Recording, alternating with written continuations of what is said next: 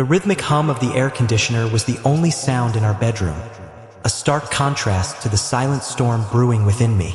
Holly lay beside me, her back to me, illuminated by the pale blue glow of her phone. I pretended to sleep, my breathing slow and deliberate, while my eyes, just a sliver open, tracked her every move. I'd been suspicious for months.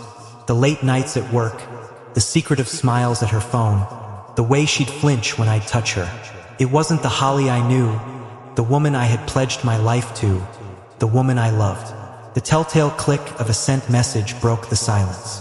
My stomach twisted, a cold knot forming in my gut. I knew without a doubt she was texting him, her lover. This clandestine affair, a vile stain on the canvas of our marriage, was about to be brought into the harsh light of reality. I reached for my own phone, a move so practiced now that it was almost automatic. I unlocked it with a glance and opened my camera app, carefully angling it to capture the messages on her screen. She had her phone tilted slightly away from me, but I knew this angle well, an angle I'd memorized from weeks of quiet surveillance. It was almost poetic, the sheer level of detail I knew about her deception. I zoomed in, the digital lens my unlikely ally in this cruel theater of betrayal. My breath caught in my throat as the words coalesced on the screen. A string of heart emojis followed by a message. "Can't wait to see you tomorrow, my love." I felt a physical pain, a searing burn in my chest, like someone had plunged a hot knife into my heart. My fingers trembled as I typed my response on my own phone.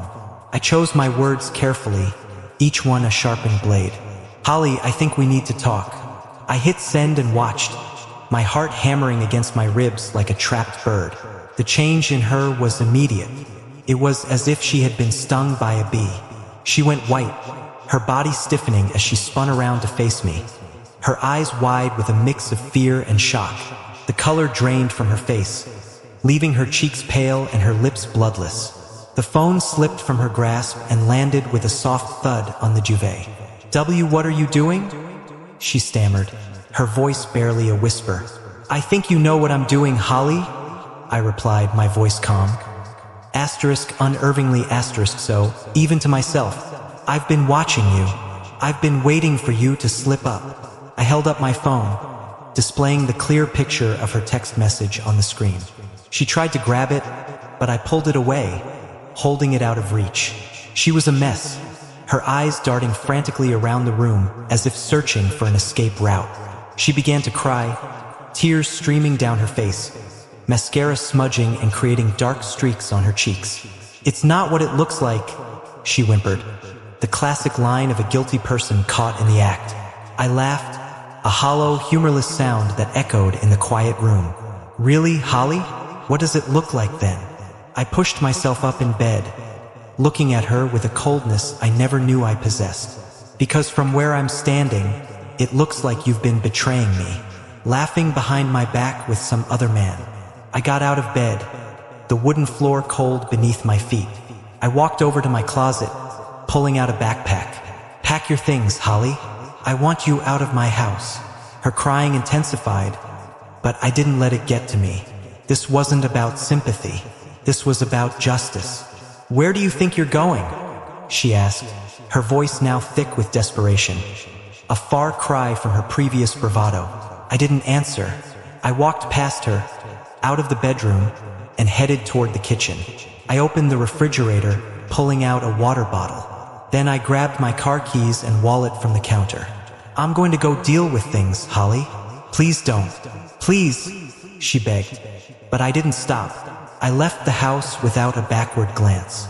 I knew his name thanks to my little digital surveillance project. Brandon.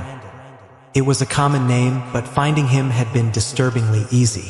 Social media, it seemed, was a gold mine of infidelity evidence. He worked at a local tech company. My plan was forming as I drove. I arrived at his office building just as the morning rush was beginning. I had a few hours to plan. I parked my car across the street, watching the revolving doors, waiting for him to arrive. The wait was agonizing, each passing minute an eternity. When he finally emerged from a black sedan, his face illuminated by the early morning sun, I felt a surge of anger that was almost primal. He walked with a swagger, his steps confident and carefree, oblivious to the storm brewing in his future. I waited for him to enter the building, then I went in. The lobby was all glass and steel, but I saw him at the reception desk, signing in and chatting with the receptionist.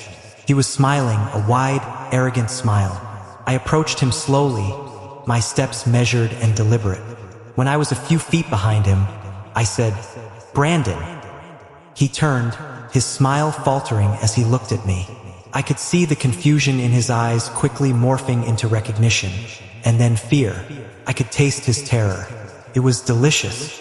"Who are you?" he asked, his voice guarded. "I'm Holly's husband," I replied, my voice low and dangerous. I saw the color drain from his face. He knew what was coming.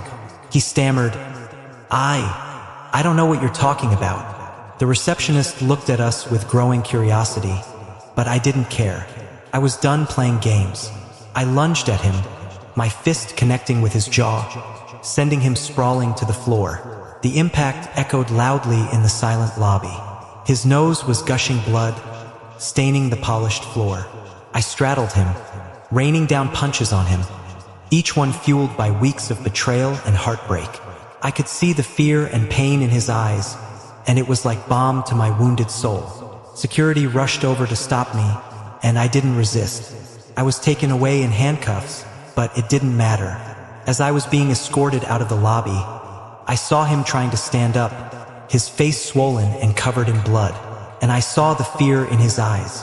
He would never forget that. I knew that. His carefully constructed world was crashing down around him.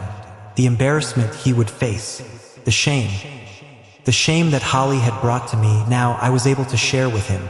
I spent the night in jail, but the feeling of satisfaction was almost euphoric. I called my lawyer in the morning. The charges were minor, and my lawyer seemed confident I wouldn't face any real consequences. By the time I got home, Holly was gone.